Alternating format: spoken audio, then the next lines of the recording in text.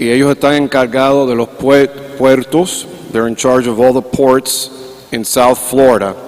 I just learned that stevedoring is the name for when ships unload and load the cargo, or even cruise ship passengers.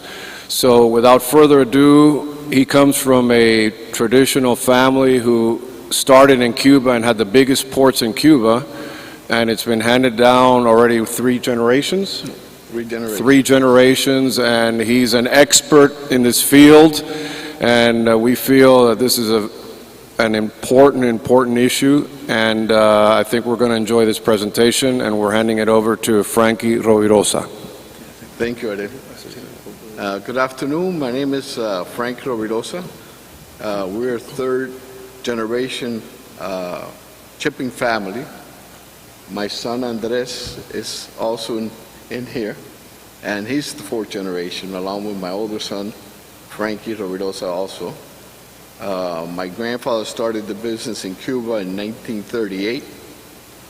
In 1961, he founded the company in Miami under the name of Farobi Shipping. The first slide we see is one of our operations in Port Everglades. That was developed in 2005. It's one of the most modern terminals in South Florida. Basically, what you see in front is a electrified rubber tire gantry, which is a container handling equipment that's prevalent in the big ports in the world. That gives you the opportunity to densify, and you can stack containers 5 high and 6 across, with a truck lane at the end, so you can maximize your capacity in the footprints at the terminals in Port Everglades and Miami.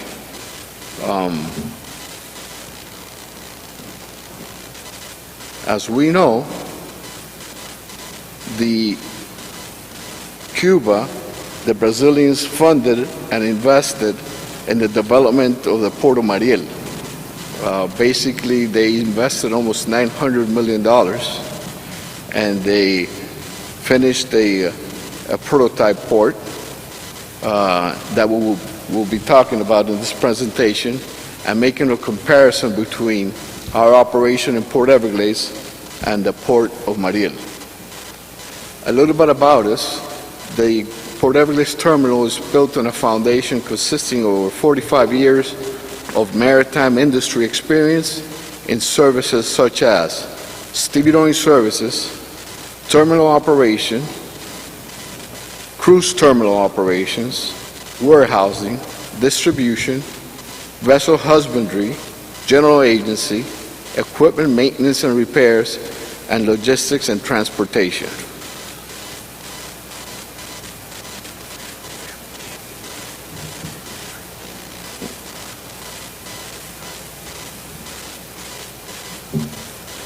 This is a slide of our terminal and a vessel that we operated recently. This is a 10,000 TEU vessel, which is a large vessel type that's calling South Florida in Port Everglades. You can see that the 3 blue cranes are the new cranes. They're capable of lifting over 100 tons apiece. In this particular operation, we discharged and loaded 3,500 containers, and it took approximately 3 days, working 24 hours a day. A total of mix of cargoes, perishables, reefer containers, dry containers, all the commodities you can think of. And again, exports from the South Florida region to the Med, India, basically, this particular vessel.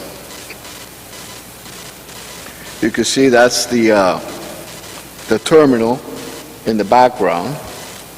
Alongside in the back, you also have the cruise terminals adjacent to it.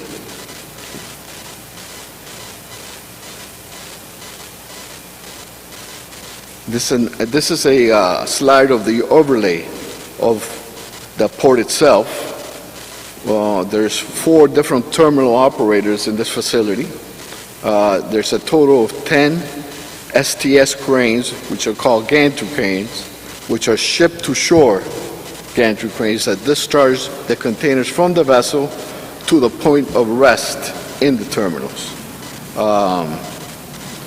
This port handles over 1 million lifts a year, TEUs. It's very efficient. The trade lanes are global, basically. There's a lot of cargo that's destined to Latin America, the Caribbean, and Central America, which is the main trading ports.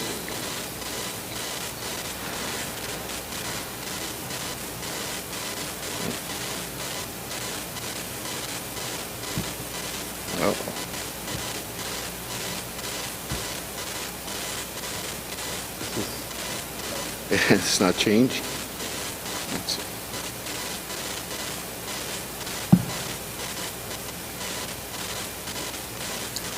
That always happens It kind of in freezes. live There we go. presentations. Yes. Well. Okay. Okay, this is a slide that is taken from the terminal side of the facility, overlooking the vessel, and you could see that there's 3 cranes working simultaneously, discharging and loading containers into the facility. Basically, depending on the number of container lifts that's being discharged and loaded from each particular vessel, you assign the number of cranes and the number of operators in each vessel call. The key features: able to simultaneously order and operate 4 to 5 gantry cranes per berth. Container handling capabilities includes 4 65-ton rubber tire gantries, electrified, along with a combination of 10 top loaders, 4 reach stackers, and 3 empty handlers.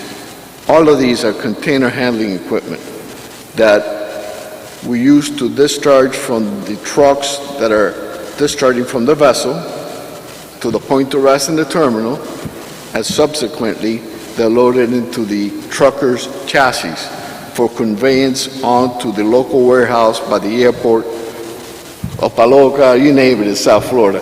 Tampa, Orlando, Fort Myers, throughout the intermodal connectivity to the final destinations.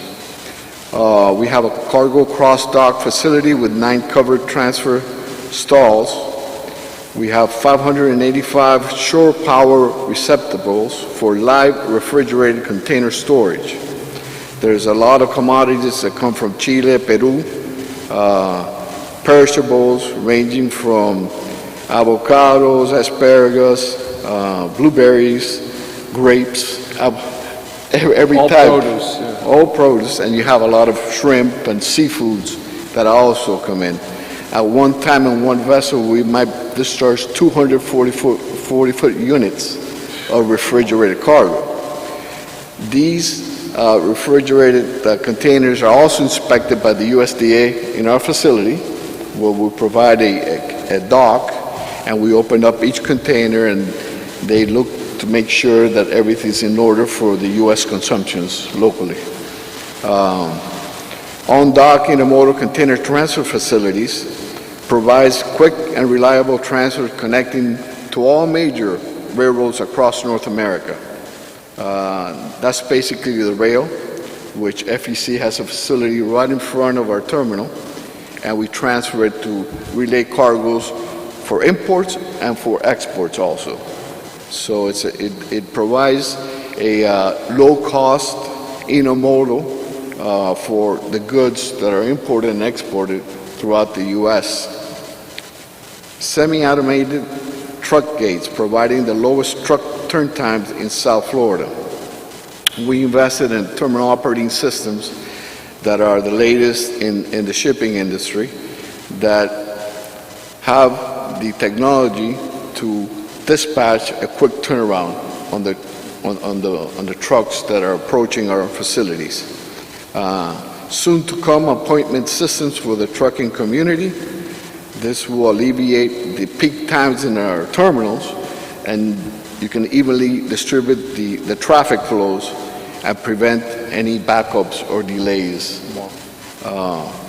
On-port warehousing and distribution facilities are available, uniquely positioned as South Florida's gateway to the Americas.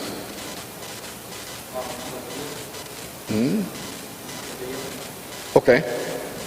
We're going to see some short clips of time-lapse videos that my other son, Frankie, took while working a couple of vessels at the Port of Miami. This is Port of Miami right here, this picture, right? Yeah, this is the Port of Miami, that's correct. The containers are discharged to trucks, and they're conveyed to the resting point inside the terminal facility. You can see you average around 35 containers an hour per crane. Now, does the majority of this come into Florida or the whole country? The majority to South Florida. To South Florida? Yeah. So between Port Everglades and Miami, you're serving 10 million people around there? Or? A little bit more because it's also the West Coast. And also to Orlando, Tampa. Oh, okay. So it's throughout. This is a cruise ship that is discharging and loading baggage and band equipment to the top deck of the Seashore, which is an MSC cruise vessel in its inaugural voyage. So all the band equipment, all the speakers, everything for the stage was lifted on top, 14 decks above, 140 feet. And then the luggage is coming through the side hole to the point of rest inside the cruise terminal. They're distributed, checked, x-rayed by customs, and segregated on the discharge. And the low back is a little bit more complicated. This is a Disney cruise vessel that we're loading with telehandlers, which are the long-range forklifts, because the ship is separated from the apron, so you need a little bit of flexibility to pick up the loaded pallets and extend them to the shell door openings of the cruise vessel.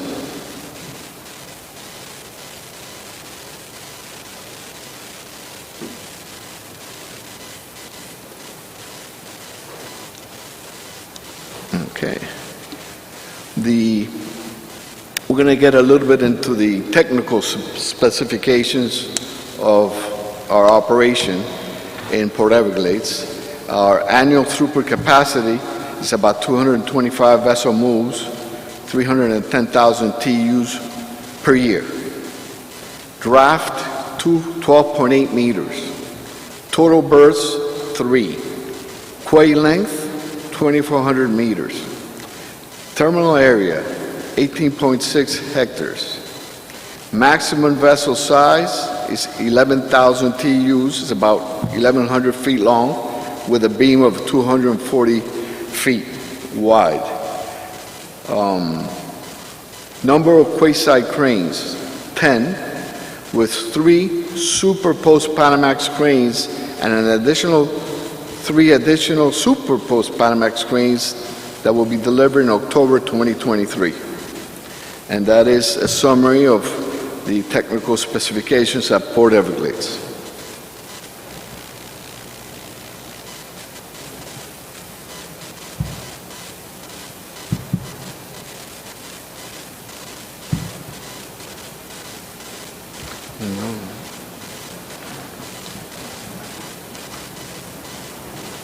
I think you should sit down here next to me.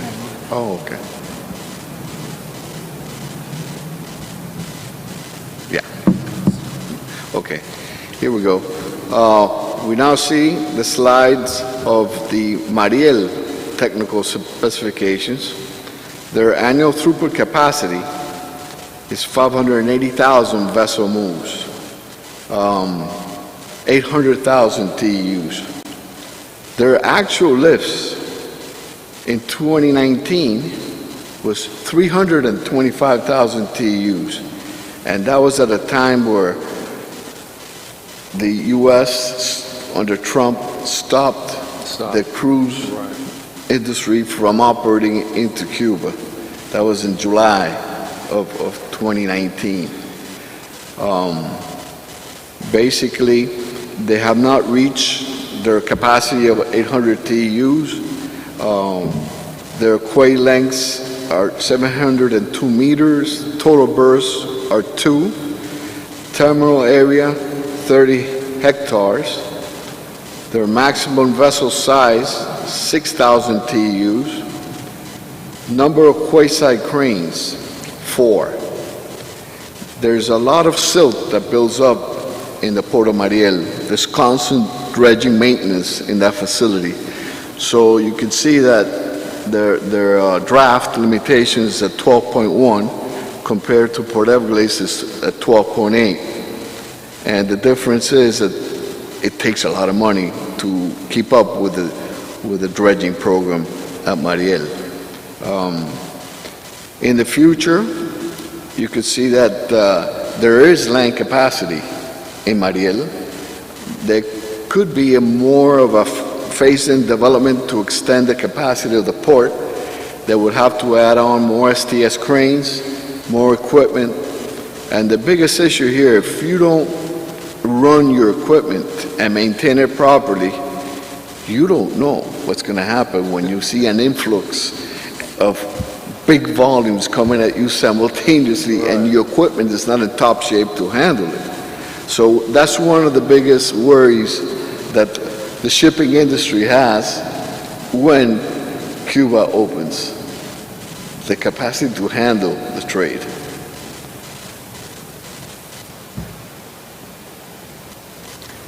We are capable of simultaneously working up to 5 ship gangs without disrupting terminal operations.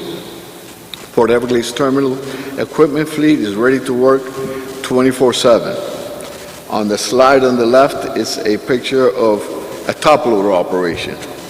You can see it's like a forklift with a mast and a big spreader. Everything's hydraulic, and their capacity is about 45 tons. You can stack containers 5 high.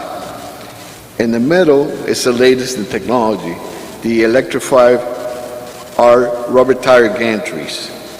Those lift up to 65 tons, all 65 tons, but you can store containers 5 high and 6 wide.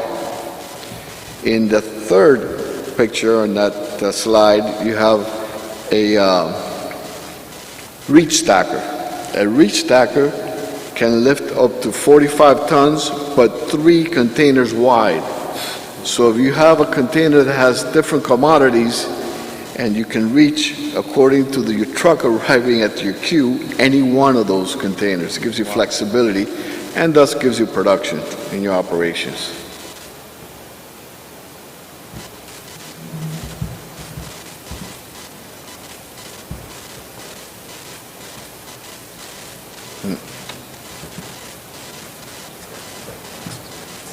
There we go.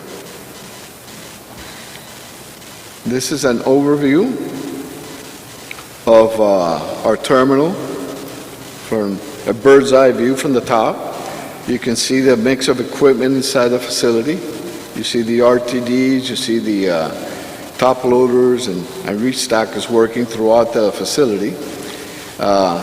The agriculture inspection facility with 116 wheel positions, all undercover with 160 dedicated shore power receptacles. 2 ERTD rows, each 1,600 feet in length, engineered for 1/5 high, stacking with diverse container capabilities that includes 432 shore power receptacles distributed in reefer racks. Container handling equipment, 4 Coney cranes, they're built in Finland, electrical RTDs with a 60-ton capacity and twin pick capabilities, 10 Taylor top loaders, 42-ton capacity, 4 Taylor reach stackers, 42-ton capacity, 3 Taylor empty container handlers, And you have also 41 Ottawa tractors, which we call mules, which can pull 50 tons in back of the flatbeds from the ship side to the terminal. Future expansion includes third RTG row, additional ERTGs, and increase in acreage to handle 450,000 vessel lifts.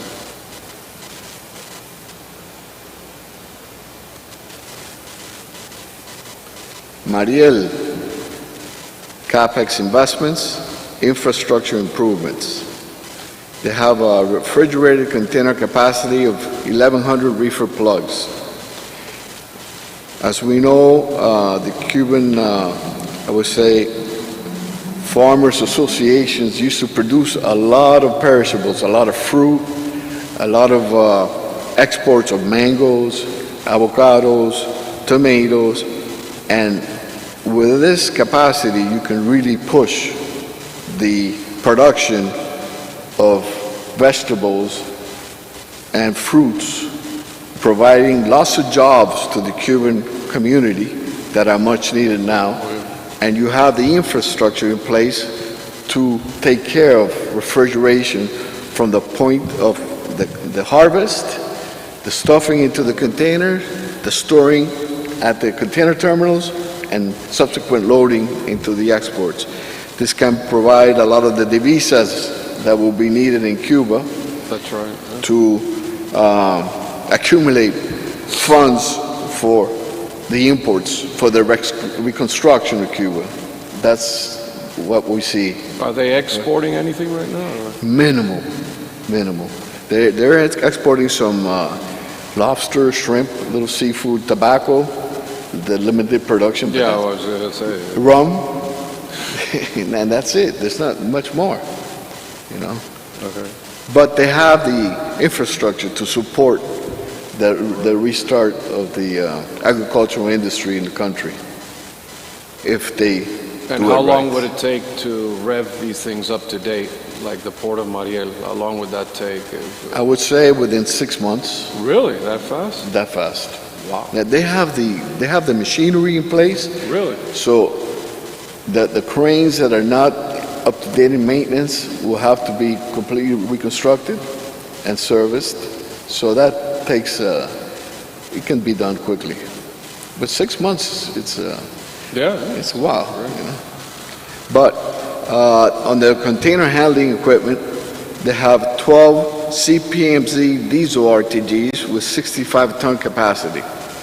All their container handling equipment is manufactured by the Chinese in Shanghai. 3 top loaders, 2 reach stackers, 2 empty container handlers, and 45 tractors, mules.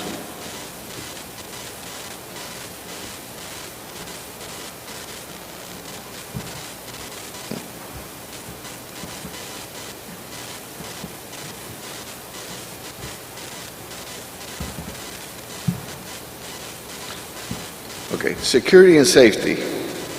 That is a major issue in the U.S. Your terminals have to comply with the U.S. standards. Port Everglades Terminal manages and operates its own security services, regular meeting or exceeding federal, state, and local mandates and regulations. Security and safety procedures are deeply embedded in our operational SOPs, including personal access control, CCTV cameras, surveillance, and 24/7 manned security. You could see the inspections throughout the different pictures on the slide, from the entry of the container into the terminal,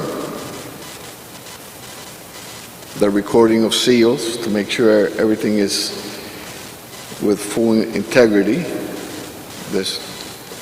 And last, there's a camera recording of every license plate entering the facility along with the container number and the seal number. So there's no leaves left unturned here.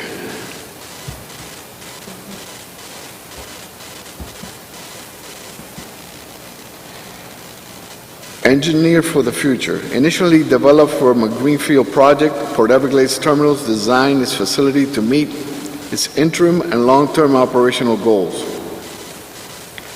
By diversifying from top-loader stacking operation to its current of ERTGs, these improved methods bring along with the highest reefer capacity in our region. Port Everglades Terminal is uniquely qualified to meet your current and future needs. You can see the first slide in 2004, where it was developed from sand. It was filled. Fiber optic cable was laid down below the surface for connectivity.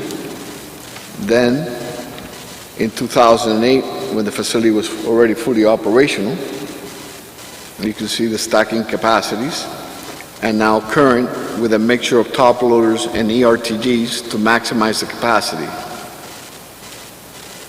which is similar to the Mariel port, where basically they dredged the channels into the facility and they filled out the port from the dredging. So they did a similar plan that we have.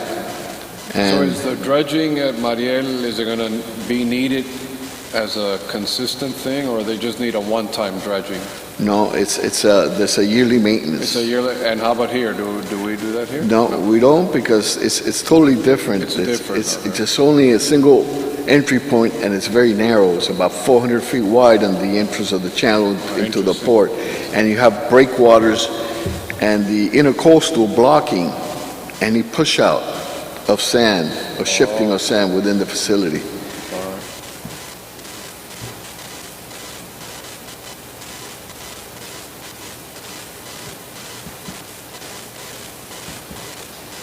Okay.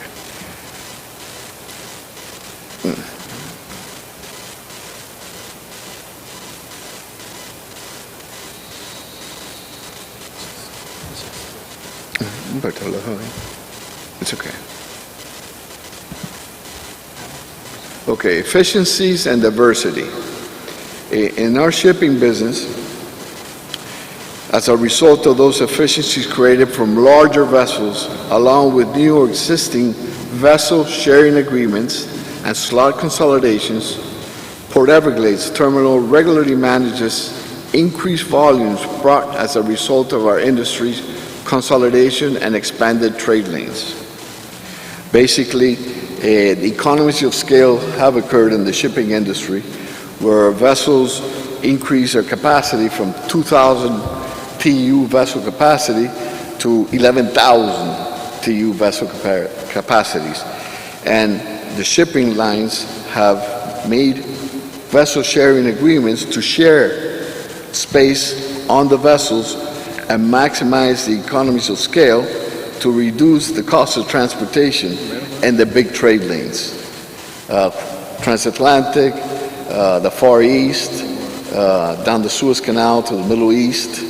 Those are the prevailing lanes that you see a lot of these vessel sharing agreements. Are all these post, like Panamax? Superposed Panamax vessels.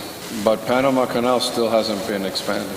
No, the second phase of It's already done? it's already, it's been operational for the last 4 years, and they were limited before the expansion to 6,000 TEU Right, vessels. right. Now they're handling 11,000 TEU vessels. And some of these ships are crossing the Panama Canal. Others are crossing via the Suez Canal. Right. So it's interesting how the increase of cargoes have changed. Oh, my God. And with the West Coast traffic jams and increase of imports, you're seeing a diversion of cargo to the East Coast direct via the Panama Canal and the Suez Canal. So it's interesting what's going on. Basically, you see a chart here of the number of vessel calls.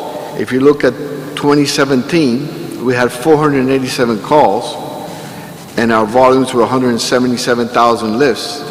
In 2018, they dropped to 331 vessel calls with 142,000 lifts. In 2021, we went up to 145,000 lifts with only 205 vessel calls. So the size of the vessel have increased, but the number of lists had duplicated. And that forces you as a port to have the necessary infrastructure to discharge and load these ships on a timely basis. Right. So you have to invest more in cranes, in STS cranes alongside the bulkheads, in container handling equipment inside your facility. And that's a handicap that the Mariel will have in the future because of the needed investment to handle these size type vessels at that facility.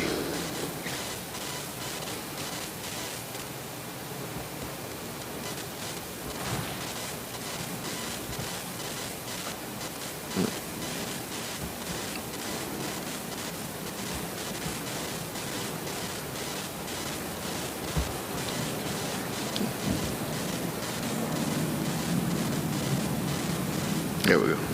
That's good.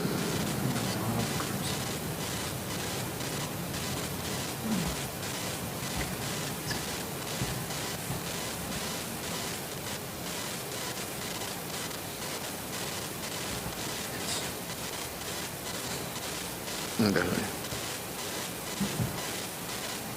Here's our cruise vessel operations of Port Everglades. In addition to its cargo operations, Port Everglades Terminal manages passenger operations for the world's largest cruise lines and is recognized as a leading service provider and partner to the cruise industry. Over the course of the past 5 years, Port Everglades Terminal has expanded its cruise operations and today is the largest stevedoring company in Port Everglades. As you can see, the growth of the cruise calls and the number of passengers that embark and disembark per year. In 2017, for example, we had 360 vessel calls with 1.7 million passengers. In 2018, we had 410 vessel calls with 2.150 million passengers. In 2019, it went up to 440 calls with 2.2 million passengers. And then we had COVID hit, and we see the decline. But this is a potential for Cuba and the Cuban ports where you can attract a lot of tourism that, if you look at our economy in South Florida, it's a driver of employment and cash flow and cargo diversity, and you need to invest in your facilities. That's one thing that Cuba must do in the future. The smaller cruise vessels can call the Port of Havana, but they're limited to the 36-foot draft because of the tunnel. They need to address the bigger ships, and that's where Mariel will come into play. Cienfuegos, Matanzas. Matanzas is ideal because you got Varadero and you have La Habana on the other side, and you could provide a lot of destination tours for the tourism, and they have somewhat infrastructure in place to accommodate the And tourism. the distance is almost like Miami-Fort Lauderdale. Exactly. Yeah. It's the same. Yeah. It's the same. And they have the beaches, and they have the hotels, big hotel chains that can provide for the tours from the ship of Matanzas with a 40-minute ride right into Varadero. So if everything turns out well, this is one area where Cuba must act and attract, and this can lead to a lot of employment for the Cuban people. And it started when Obama opened it up, and Trump stopped it, but it looks like maybe there was a restart. We don't know. But it's a good industry, I would say.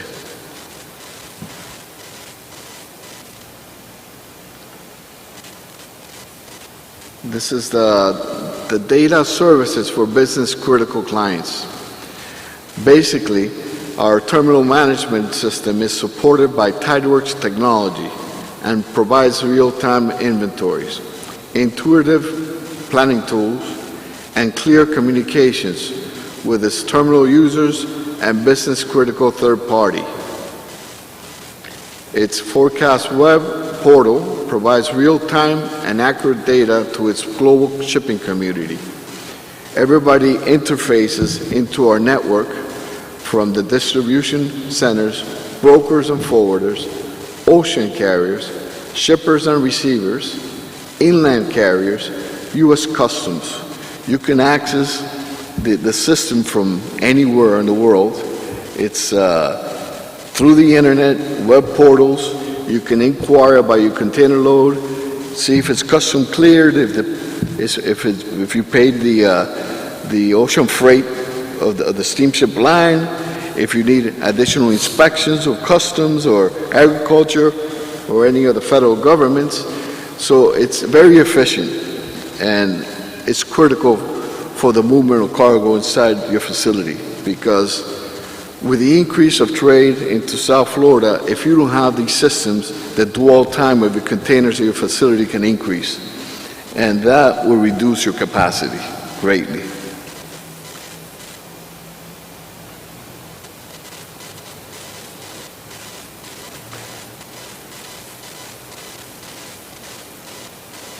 This is our truck processing lanes. They're modern and efficient truck gates. Our semi-automated truck gates employ TideWorks Technologies Gate Vision software, which allow us to seamlessly integrate all key components of the gate transaction into a single intuitive user interface.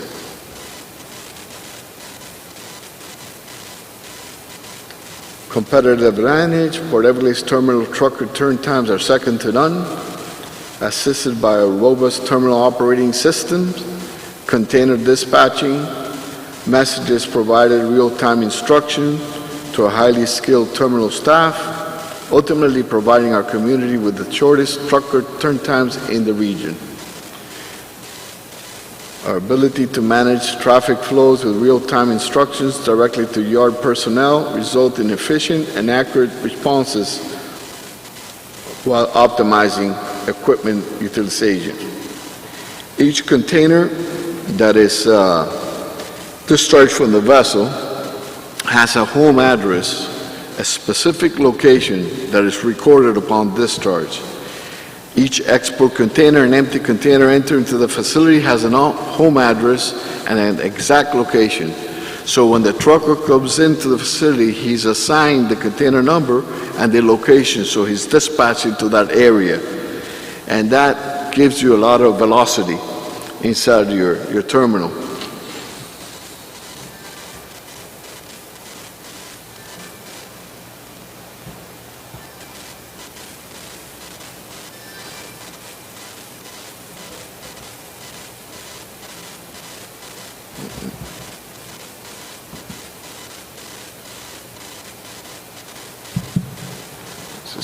There we go. No, ya se acabó.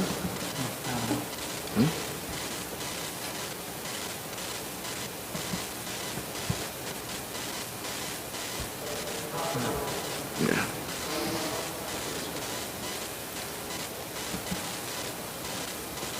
Okay. New digital language in transportation.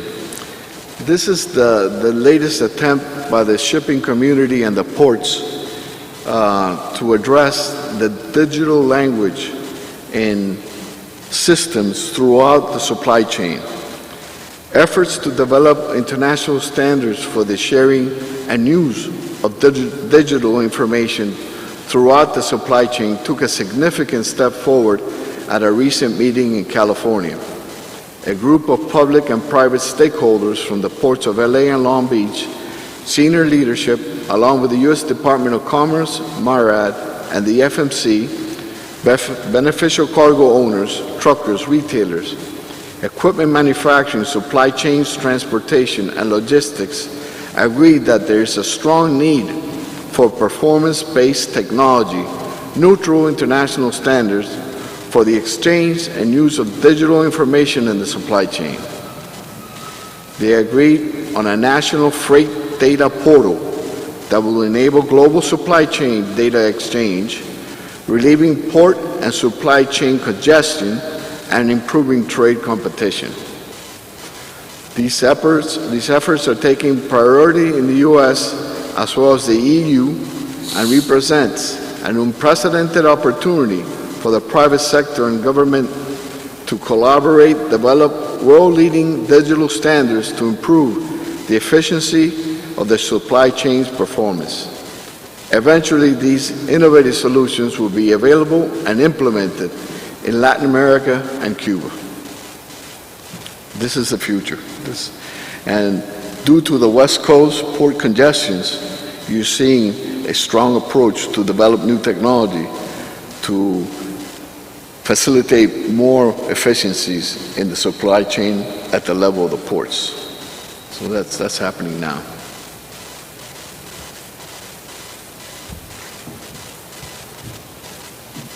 Frankie, How many employees do you have to run all this operation?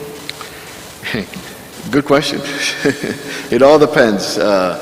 When we have cruise ships together and container ships together, some days we employ over 800 people. In one day? In one day. And you're talking about 2 ports, so it's quite a The lowest task. day, the lowest 200? Lowest 200, yeah, I would say so. Let me ask you something about the West Coast supply chain. Is that a manufactured situation, or is it just something that's naturally occurred? Now, I think it was a post-COVID reaction to the shutdown of factories in China, and then the subsequent American consumer, where they saved a lot of money going out. They had more spending, discretionary spending. So it should be getting back to normal, and then the East Coast is going to end up lowering. I think it will balance out. Yeah, it will balance out. The cost of inflation is going to affect the buying power of middle class America, and that will affect the amount of imports. I think that in the future, the U.S. will diversify their manufacturing back to the States and to other near-source countries that have the ability to shorten the trade routes into the local U.S. economies, such as Central America, South America. I think that could benefit. The only thing is the investments made must be in stable countries where democracy is in place, where the risk of investment is justifiable, and where they have the human resource to comply with the production and manufacturing demanded by these industries. It's going to be interesting because things are changing rapidly in the global trade. We see a growth in the Vietnam manufacturing. We see a growth in India, and a lot of I believe a lot of new factories will be reopened in the U.S. The cost of goods is going up. You know, I mean, part of it's the cost of fuel, but I think everything is getting more expensive, and the changes from one year to the other one have been pretty drastic, you know. In summary, over 45 years of experience in maritime industry, all weather, 24/7, 365 capable facility, full service terminal and stevedoring service provider, transportation and logistic provider, operational self-sufficient, secure and safe facility, engineered to meet current and future operational needs, provides global community informational web portal, regional leader in recovering third-party ancillary fees and related costs, extending terminal service directly to business-critical clients, providing temporary storage solutions and cargo transfers, expediting inspections through a partnership efforts with CBP.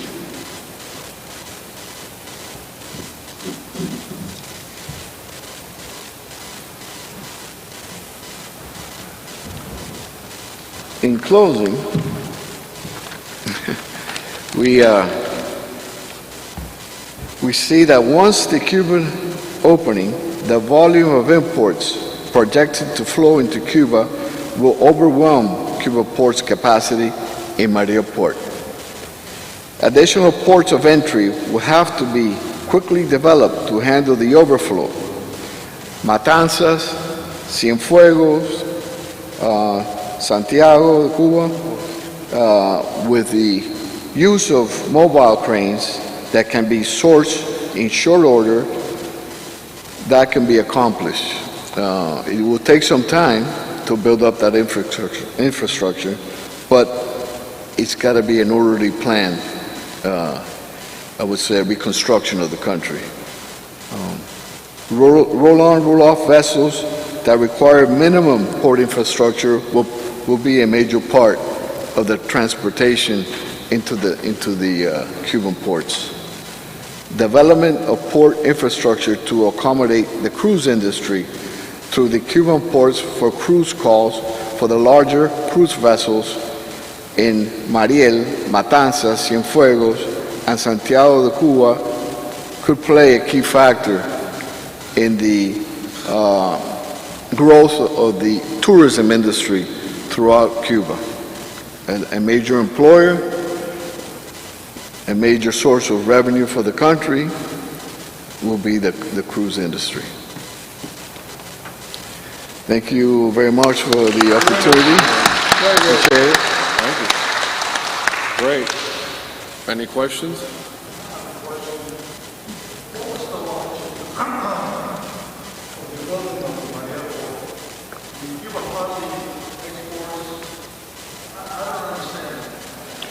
It's a good question. Well, Brazil. The issue there, I think that the vessel sizes increased. The vessel sizes increased. The draft restriction going into Havana was only 36 feet. Those ships that were trading into the Caribbean were going draft up to 40 feet.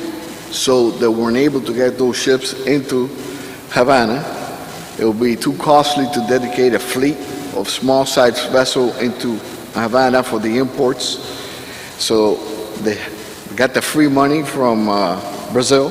They developed the infrastructure and the port, and they got the Singaporeans to run the facility, PSA, which is a big conglomerate. So for them, it was a win-win situation. They started doing warehousing and trying to source out, I would say, free trade facilities, warehousing in Mariel. They weren't able to attract many companies into that facility because a lot of companies didn't want to invest in Cuba. Of course. And you can't blame them. that's what's happening there. The facility is there. We don't know the conditions of that infrastructure that was placed back in 2010.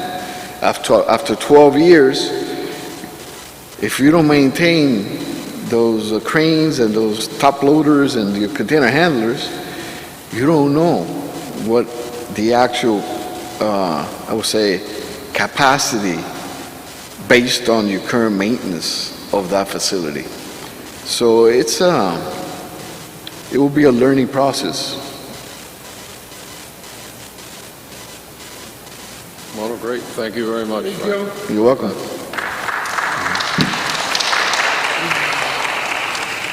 Because Emilio, Oh, yeah. How do Emilio here? you guys are a private company. How does, like, for example, the Port of Miami, they handle the law enforcement, the security and that? Yeah. But you guys are a private company that handle everything else? Yeah, we handle the terminal. We have a long-term lease with Miami-Dade County. And It's we a handle, lease. yes. Okay. And then how do companies like Maersk and they just load the ship, they have the ships and the containers, that's it? Yes. They don't handle, They subcontract. So it's basically Miami-Dade government you run the port, and then the importers like Merck and all that have the ships and the containers. Right. There's 4 terminal operators in the Port of Miami. Oh, there are, okay. There's different conglomerates. Okay, and in Port Everglades? In Port Everglades, it's also 4 different terminals. Oh, okay. 3 are carrier-owned, and we are a joint venture between the largest global container carrier in the world, MSC, and our company. Oh, okay. Yeah, we have joint ventures in Miami and Port Everglades. Interesting. Yeah. That's great. Well, great. And before, do you think that the cruise ship industry is a priority in Cuba or the cargo? I think they both are. Yeah, but I mean, if you import cargo, there's not enough economy right now to support that, is there? No. So maybe the cruise ship. As an economic accelerator, Yeah. I would say the cruise industry, that's priority. That's something to think about because, I mean, there's no infrastructure and the economy is non-existent, hence because of the government. So. Yeah. Yeah, we're going to take a break. Yeah, we're going to take a break. We're going to take a break. Is Emilio Sánchez here? Es a las 4, ¿no? A las 4. Otra vez. Ah, él está ahí. Ah, él es el que estaba.